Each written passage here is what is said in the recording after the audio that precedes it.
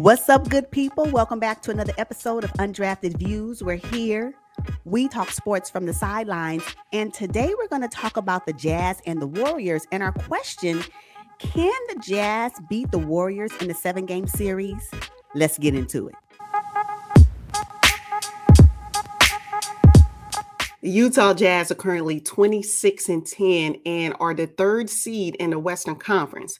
Now, I think we can all be clear that the best three teams in the West are the Phoenix Suns, Utah Jazz, and the Golden State Warriors. But as it relates to the Golden State Warriors, can the Utah Jazz really beat the Warriors in the 7-game series? I think it would be a tight competition. However, I'm going to go with the Warriors having a leg up against the Jazz. So, in essence, my answer is no. I don't think that the Jazz can beat the Warriors in a 7-game series. However, this is my disclaimer. Anything can happen, and I get that because I believe that the Jazz are a very good basketball team. I just think that the Warriors have more weapons than the Jazz have, and the Warriors have a way of closing out games that I think the Jazz sometimes lacks. So that's what I'd say. My answer is no initially, but I know that anything can happen. What do you think? I don't think they can either. I think, just like you, I think the Golden State Warriors have way too many offensive-minded players. And let's not forget, their defense this season is top ranked. Yeah. I mean, it's almost a first for the Golden State Warriors. So, no, Yeah. I don't think so. Now, let's talk a little bit about the game they recently played against the Golden State Warriors. Now, the Golden State Warriors were without... I know I keep saying it. They were without Klay Thompson. They were also without Draymond Green, Damian Lee, and James Wiseman. The Utah Jazz struggled to even try to match the Golden State Warriors. The Utah Jazz were at full strength and still could not. And Steph Curry didn't necessarily have a Steph Curry game. His shot was off. And the Utah Jazz had no answer at all for Otto Porter Jr. Did not even consider him. I don't know if he was on the scouting report or not, but I'm telling you, they just have way too many weapons, like you said. You know what? The thing about it is that the Jazz, I often wonder now, just hear me out. And this is just, I'm just talking at this point, right? It can be anything. But I like Donovan Mitchell. I really do. And I think that Donovan Mitchell is a great player. I sometimes wonder if he drives to the basket to get the foul, or does he drive to the basket to make the play? Something about it, if you watch the game in the fourth quarter when they played the Jazz played the Golden State Warriors, I kept saying, there's somebody open, Donovan. You don't have to work that hard to get to the basket when you are being almost triple teamed. And then you got people standing on the sideline, especially if Jordan Clarkson is in the game, give him the ball. Like, why do you need to do 10 seconds of movement in, at the top of the key and then drive to the basket and don't get the foul, or the basket? I just wonder about that. It was something that kind of was glaring to me in this last game that he played. And I said, I wonder if they can kind of switch that up a little bit, utilize his teammates when he's in a crunch, pass the ball out, get an assist, if nothing else, right? And maybe I'm looking at it wrong, but I think that's something that he can kind of work to improve his game down the stretch in the game, especially when it's a close game. I don't know, it's something that stood out to me in the last game they played. What do you think? Okay. It's funny that you mentioned assists because the Golden State Warriors, they share the ball quite well. They had 39 assists to Utah Jazz, 19 assists. So that plays into what you're saying. They got to share the ball. The Utah Jazz also had 4 players with 20 plus points.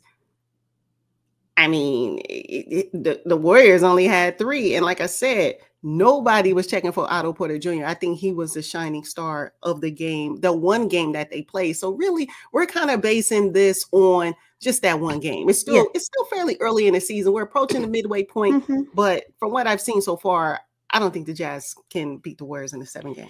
Yeah, and so that goes back to more weapons, right? So you mentioned that the Warriors, and I mentioned that the Warriors have more weapons. It's that.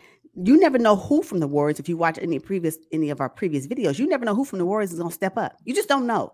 You don't know what it is, right? And so the game plan is one thing, and then all of a sudden Damian Lee gets hot when he's in the game, and then you got Toscano Anderson getting hot, and then don't let Jordan Poole get hot. You don't know what that looks like, and so teams struggle. Another thing that I notice is that I don't know if the Jazz have enough flexibility on their roster, meaning if the Golden State Warriors are going to end the game, in this case, and then we're talking about this one game, if the Golden State Warriors are going to end the game with all guards on the floor, what adjustment, Quinn Snyder, Jazz, can you make to help with that or to combat that? Mm-hmm. There has to be some other type of flexibility.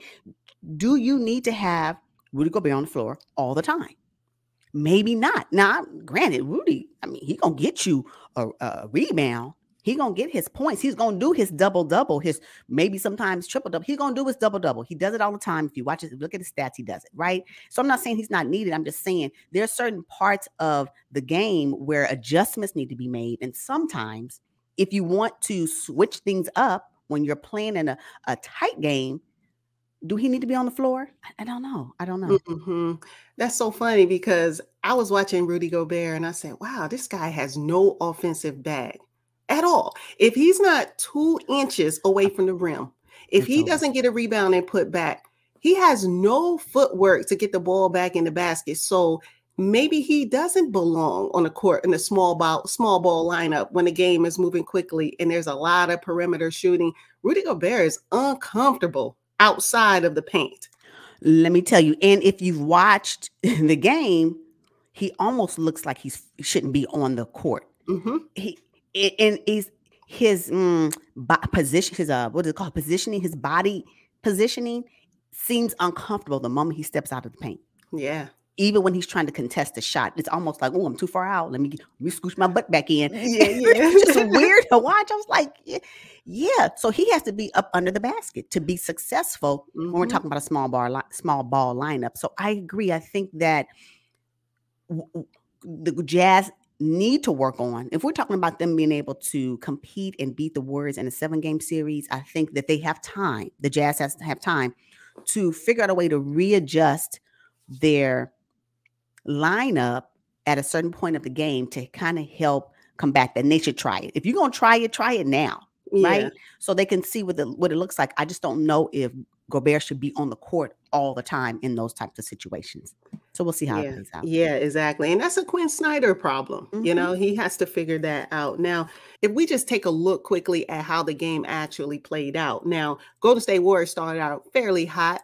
Mm-hmm. I think the Jazz were in a slump. As we moved into the second quarter, the Golden State Warriors continued to outplay the Jazz. JC got really hot, gave them 12 points straight. I was like, okay. Then they came back from halftime, outscored the Golden State Warriors 41-22. And then we all know what happened in the fourth quarter. Steph hit a couple of crucial shots. Andrew Wiggins got going.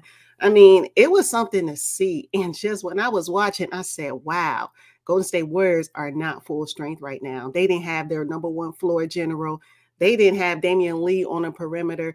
They're going to be tough to beat, and not just for the Utah Jazz. Not just for the Utah Jazz. Everybody. Yes, absolutely, absolutely. So that's why I think that the Golden State Warriors are a threat to really any team in the league right now. If we want to be honest, even the best teams in the East, the Golden State Warriors are still a threat to them. Another thing that I need to have happen on the Jazz roster, I'm going to need Joe Ingles to figure it out. Oh, man. They need him to pull out his sniper bag again. They need that. The Jazz need that. Jordan Clarkson is going to give you about 20 off the bench. He gonna give you that. But one of the benefits of the Jazz bench in the previous season was that Joe Ingles stepped it up. Now, had Joe Ingles maybe gain more points than his 2 that he actually did in that game, they could have possibly won the game. What I'm saying is that there are some things that the Jazz need to fix. Number one, Joe Ingles figure it out consistently. Because if you look at Joe Ingles' games that he's played, I'm like, are you what? come on, Joe Ingles. I'm looking for 2021 Joe Ingles, and I'm not getting it right now. I'm just saying. Yeah, Joe Ingles was like borderline 6-man of the year for me last season. That's what I'm saying.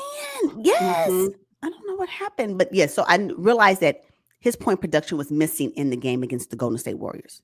Yeah, and I feel like the Jazz really fell in love with the 3-point shot. I mean, oh my goodness, they went 14 for 44. Joe Ingles went 0 for 6, uncharacteristic of Joe Ingles. Even Donovan Mitchell struggled 2 for 9, and Bogdan, who I think played a really good game, he even went 4 for 10. That's unusual for the Utah Jazz. Usually, they're a pretty good perimeter shot, and I have no idea what Rudy Gay was doing out there. I know they brought him in for perimeter defense. I'm just not seeing it. They better use this time to figure out something. I don't know.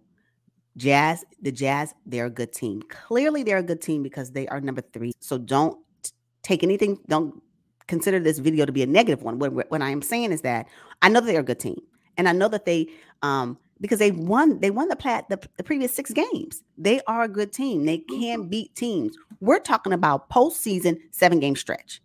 That is where I want to see the Jazz excel. And can they move past and make it to the Western Conference Finals? What we just discussed, I'm not certain unless they make some adjustments down the road. And they can do that, right? They still have time. Mm-hmm. So, yeah. Oh, Jazz. I'm still rooting for them, though, because I would love to see them go deep into the playoffs. But they got to figure out how they're going to be more flexible on their roster. I mean, when they are playing against players that are doing small ball. I'm going to need Donovan Mitchell just to utilize assists more, especially when you're spending 5 to 10 seconds circling around in the top of the key. I don't like that. When you got people standing like Joe Ingles, although his shot is kind of off, but if you got Jordan Clarkson in the game, please pass the ball to him. Yeah. And you may be able to get it back. Let me tell you another thing that's really, I think the Golden State Warriors, if other teams do not figure out how to manage Steph Curry's movement on the floor, they're going to lose every time. Just because Steph Curry passed the ball, don't mean he's not going to get it back. Y'all already know where he's going to go. He's going to go over there to the corner. You didn't see that in the previous play? He did it again.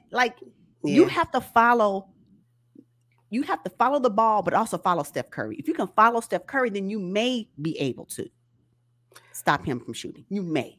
I know. And they tried. Royce O'Neal tried to keep up with Steph Curry, but I'm telling you, there are no breaks. If Royce O'Neal wants a blueprint, he need to call up Matisse Thybulle from the Philadelphia 76ers. How to guard Steph Curry, I'm telling you. When I tell you that Matisse Thybulle stop Steph Curry, again, you have to be able to follow. And I think that's where the Sixers benefited from in that game that they played against the Golden State Warriors, where the Jazz could have, but you got to have stamina. Oh, if you can't, Curry is going to end up with the ball. Now, you don't know where he's going to end up with the ball, but just because he passes it doesn't mean he's not going to get it back. Do you not know that's the game plan? Is to get the ball to Steph Curry? And if they can't get it to Steph, I'm telling you, Wiggins might light you up, Poole, JTA, Jordan. Draymond Green might even shoot the shot. And how about 38-year-old Iguodala icing the game with 38 seconds left with that 3-ball? That he's a very streaky shooter. I'm just saying, there are so many weapons on the Golden State Warriors, and you can't focus too much on Steph Curry because you will get burnt. But if you're going to get burnt in that way, right? Again, you don't know who's going to step up, but you know Curry's going to do it. So stop him. At least stop him. But yeah, to your point, the Golden State Warriors have too many weapons. I'm sorry. And that's for anybody in the league, not just the Jazz. So. Right. Okay. Now, in a 7-game series, I don't think the Golden State Warriors can sweep the Utah Jazz. No. I think it could be probably 4-2. Golden State successful in that matchup. Yeah, I can see it going the full 7. I agree with that. No, I don't think it will be a sweep because I still believe the Jazz very good on defense. If Quinn Snyder can figure out how to make, the things that he saw in this game, if he can figure out a way to fix it throughout the rest of the season, it's going to be a tough matchup. I'm not saying it's going to be a walk in the park. No, not at all. But, them weapons. I know, and they were full strength. Oh my goodness.